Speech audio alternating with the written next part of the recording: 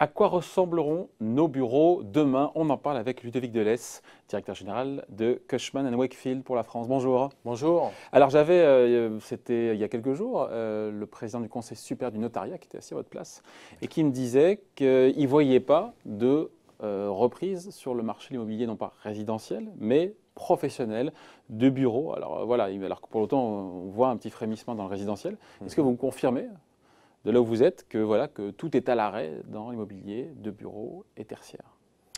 Écoutez, jusqu'à, on va dire, le déconfinement, clairement, la période empêchait toute visite et était complètement à l'arrêt. Là, on assiste quand même aujourd'hui à une nouvelle dynamique auprès de nos clients et utilisateurs qui, après cette période de confinement, s'interrogent sur la reprise du projet qu'ils avaient avant le confinement. Vos clients, vos clients, ce sont en fait les grands toutes les entreprises qui ont besoin de locaux pour leurs salariés. Qui ont besoin de locaux. Et c'est ça. Et donc le sujet, après on y vient, c'est à quoi ressemblera le bureau demain, parce que ce qu'on vit aujourd'hui est en train peut-être d'impacter sérieusement. Clairement, On est d'accord. Le choix en fait amène l'entreprise à se poser la question de manière différente. Elle avait déterminé son besoin en termes d'immobilier par rapport à un mode de fonctionnement. Lié au Covid et au confinement, ce mode de fonctionnement est remis en cause avec l'avènement du télétravail, où certaines entreprises l'avaient en tant que tel, le télétravail, mais ne l'avaient pas forcément développé au point qu'on a dû le développer. Homéopathique, là, on l'a expérimenté à grande échelle. À grande échelle, 24-24. Et voilà, donc ça pourrait, le télétravail, devenir la règle et non plus l'exception, où on se dit que peut-être dans les prochains mois, tout va redevenir à la normale et tous les salariés rentreront au bercail, enfin au bureau, avec des bureaux qui n'ont pas tellement changé. Non, je pense que non. Il y a vraiment il va y avoir un impact. Il y aura vraiment un avant. Il va y avoir un après, c'est sûr. Premièrement, les salariés vont demander plus de télétravail parce qu'ils ont trouvé une certaine forme de confort et d'expression. Tant que les enfants vont à l'école. Point important. Ensuite, les entreprises vont vouloir étudier ce mode de fonctionnement. Je pense qu'on était déjà à l'orée d'un changement.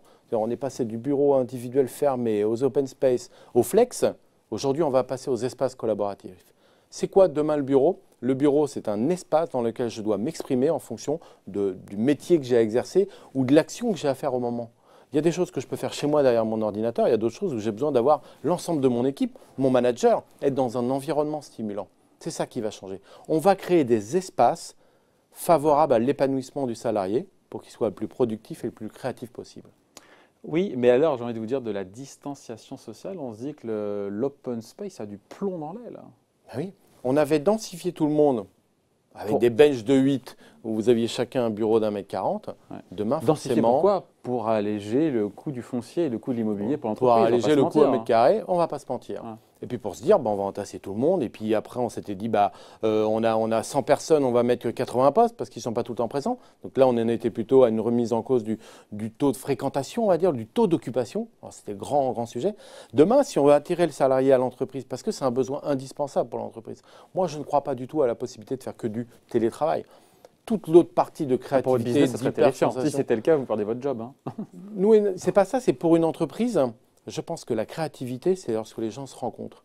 Quand vous êtes derrière votre écran, on a 5 sens. L'être humain, on en utilise 2. Qu'est-ce qu'on fait des 3 autres? Dans la relation commerciale, comment on fait quand vous n'avez pas le client en face de vous? Vous ne voyez pas ses rictus, sa façon de faire. Vous ne ressentez pas, vous n'avez pas le feeling.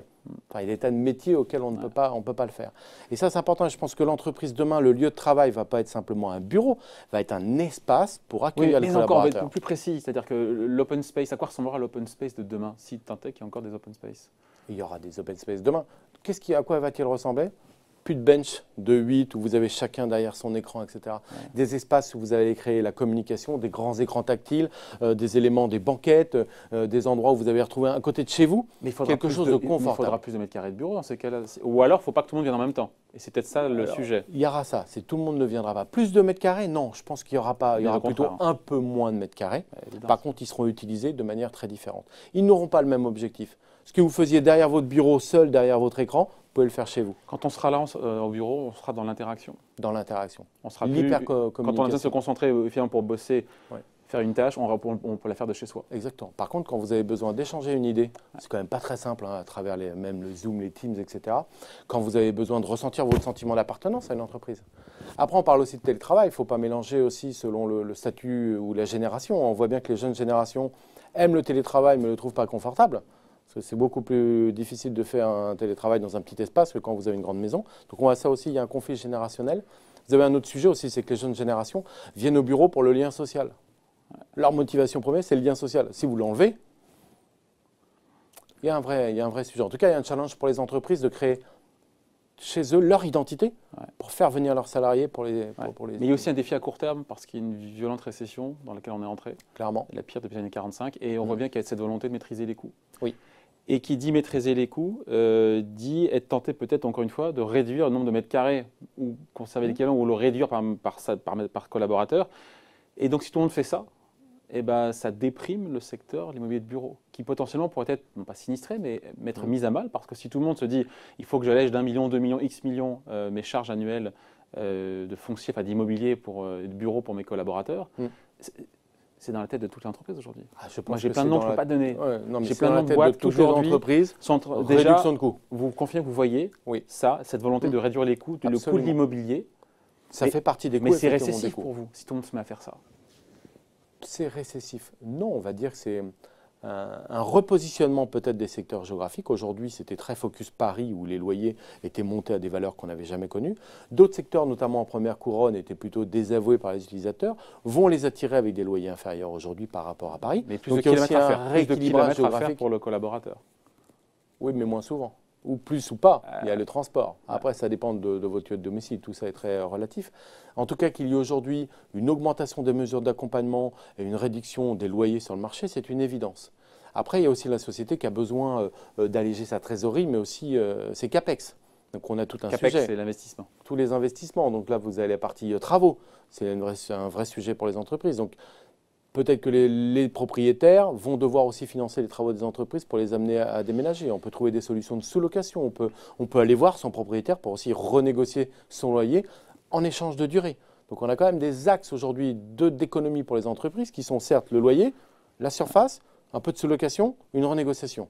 En tout cas, aujourd'hui, c'est là-dessus parce que les baux de 9 ans, 12 ans pour une boîte, je me suis posé la question en préparant, je ne suis pas un expert du sujet, mais c'est de se dire, est-ce que les boîtes n'ont pas envie quelque part de transformer un coût fixe en un coût variable quand on parle des bureaux. C'est-à-dire effectivement aller vers peut-être plus de coworking, des sièges sociaux plus petits, du coworking pour flexibiliser, pour faire du coût variable, ce qui est aujourd'hui un coût fixe en temps de crise.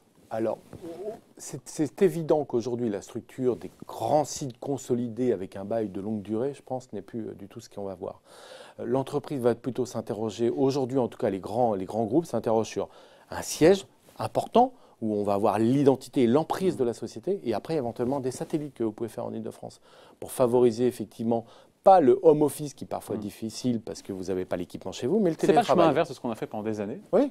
Vous savez, un gros headquarter, un gros voilà, oui, et on met tout le monde au même endroit pour rationaliser. Là, de nouveau, on partira sur le satellite. En 20 ans, on se met un petit peu partout, on part en deuxième couronne pour être pas cher. Ouais. Tout le monde est revenu parce qu'on n'arrivait pas à embaucher les gens ne venaient pas travailler, ou on n'arrivait pas à trouver les employés. On est revenu, là on s'est concentré depuis 2-3 ans dans Paris Intramuros. Voilà, on a un nouvel effet de balancier, c'est ça qui est passionnant dans l'immobilier.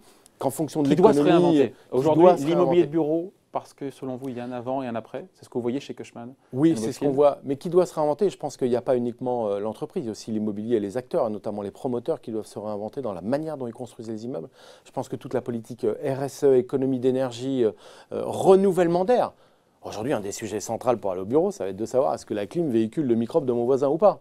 Pour moi, ça, c'est un enjeu aussi. C'est des enjeux techniques et aussi pour l'ensemble de la profession, y compris les promoteurs et constructeurs. Donc, on finit là-dessus sur à quoi ressembleront nos bureaux demain. Donc, ils seront, on résume, on peut rajouter aussi plus digitalisés, évidemment. Mais encore plus, je pense qu'il y a une accélération. Moi, je pense qu'ils vont ressembler à...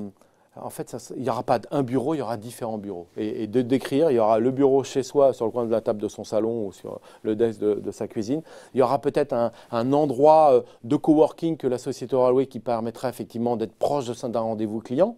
Ouais. Et puis il y aura le siège de mon entreprise où je viendrai rencontrer mes collaborateurs, chercher l'émulsion, trouver mon sentiment d'appartenance. Mais moins mettre de mètres carrés à cet endroit. Mais moins de mètres carrés à cet endroit-là. Exactement. Et ce sera plus un bureau, ce sera un endroit que je déterminerai en fonction de la tâche que j'ai à effectuer. Et donc vous voyez ça comme une opportunité plus que comme une menace? Parce que ça veut dire quand même, c'est un chamboulement du modèle dans lequel Oui, on mais- était jusqu'à il y a encore quelques mois, quoi. Oui, mais tout Même chamboulement génère des opportunités et demande à chacun de se réinventer. Et là, on a un balancier aussi. Longtemps, on a vu pendant la crise du Covid-19, tout le monde disait c'est extraordinaire le télétravail, etc. Aujourd'hui, on voit aussi beaucoup de voix qui s'élèvent contre, de sentiments d'isolement, de gens qui se sentent harcelés parce qu'on a l'impression qu'on travaille 24 sur 24 parce qu'on est connecté là où on déjeune.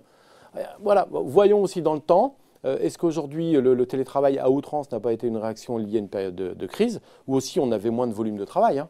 Soyons très clairs, demain, dans une économie qui, j'espère, va repartir, en tout cas l'année prochaine, on va avoir aussi plus de volume de travail. Donc tout ça, c'est des balanciers, c'est des effets de balancier. En tout cas, le lieu de travail va avoir une profonde mutation. Il l'avait déjà amorcé, et je pense que là, on va complètement la finaliser. Ouais. On finit là-dessus. 2020, année sinistrée pour l'immobilier de bureau, année blanche, enfin année. Année voilà. blanche, oui, je pense. Sinistré, on n'en est pas là, parce qu'on fera quand même un volume de demande placée Oui, par important. rapport à. Mais par rapport, aux clairement, demandes en passées. récession. En récession. Ouais, bah, en récession. Où, Et puis, en fait, c'est un moment, nous, c'est un moment qui se met entre parenthèses, que les entreprises doivent réfléchir. Je dirais, il est urgent de ne pas prendre de décision, puisqu'on n'a pas une visibilité à du court et du moyen terme. Donc là, c'est un moment où, pour nous, d'attentisme. Voilà. Qu'est-ce que mon demain va être fait? J'ai besoin de conseils. On est donc beaucoup l'entreprise se appelés. pose ces questions-là. Voilà. Ils nous appellent pour nous dire comment demain je dois m'aménager, sur quel secteur géographique je dois être. Aujourd'hui, on est en réflexion, donc pas en prise de décision. Donc c'est vrai, vous avez un moment de creux de vague, on va dire, qui est l'année clairement 2020. Avec, encore une fois, il faudra cocher plusieurs cases, à la fois économie, encore une fois, sur les coûts immobiliers, satisfaction des salariés, productivité, Exactement. modernité. Enfin, c'est voilà. Ouais, parce que l'économie, l'équation n'est pas simple. Non, elle n'est pas simple. Parce que l'économie, il y a aussi, on doit faire des économies, mais d'un autre côté, on doit être capable aussi D'être attractif. d'améliorer notre outil de production, qui est quand même l'entreprise. Ouais. Parce que sinon, on va perdre des parts de marché. Double effet. Donc voilà, c'est le faire plus avec moins. Ça, c'est limite. Hein. On l'a vu à un moment, tout le monde, comme je disais, hein, les grands mouvements en première couronne, voire en deuxième couronne, tout le monde est revenu, hein, soyons très clairs. Bon, on en reparlera. Merci en tout cas d'avoir été avec nous. Donc, Ludovic Delesse, directeur général de Cushman & Wakefield France. Merci, au revoir. Merci, au revoir.